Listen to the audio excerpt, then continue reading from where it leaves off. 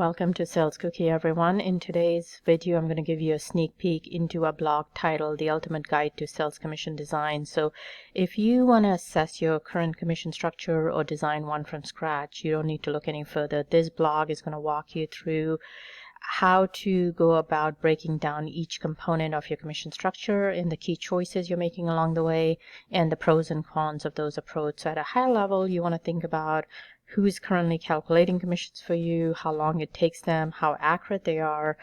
Are your commissions competitive? What is your system of record? Do you want to use your CRM system as the source system or your accounting for invoices? Do you have all the data you need to correctly and accurately calculate your commissions? Next, we want to think through our key commission components. So for example, we want to identify all the sales roles or the commissionable roles. For each role, we want to identify 1 to 3 max key goals. And for each goal, we want to identify 1 to 3 commission components. So we really recommend going beyond that because otherwise it gets a bit crazy and confusing for both you and your reps. And then for each component, you want to clearly call it out as whether it's a different plan or a subset of a plan, what those names are. Next key decision point you need to make is how are you going to set performance targets. So those could be count-based, point-based, quota-specific, fixed thresholds or flat rates. Do you want to use attainment tiers and understanding how they work? So obviously attainment tiers are great for punishing underperformance and for rewarding overperformance. And I highly recommend our video tutorial titled Configuring Attainment Levels.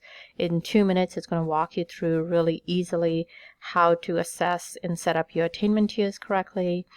Are your tiers cumulative versus non-cumulative? Meaning if it's cumulative, the rep gets paid a portion or the percentage for each tier, versus non-cumulative, meaning if they get a higher tier, say they got 60,000 in revenue, now they're getting 8% across all of the 60,000 in sales.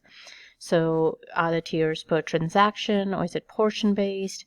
And the key here again is to keep it simple and not have too many tiers, because again that makes your commission structure overly complex and your reps feel like you're nickel and diming them. Do you next want to decide on, are you splitting commissions? In some plans, those might be team-based plans. Is it an equal split? Is it based on salaries? How do you want to do that? For your newer reps, are you guaranteeing a commission, meaning you're giving them a draw or an advance? And then a key decision there is it recoverable or non-recoverable? Do you want to withhold commissions until you get paid? So that can get tricky pretty fast if you're doing only an estimate versus paid. That's much easier to manage versus if you declare a commission as earned, but you don't pay it till you actually get paid. That can get pretty hairy.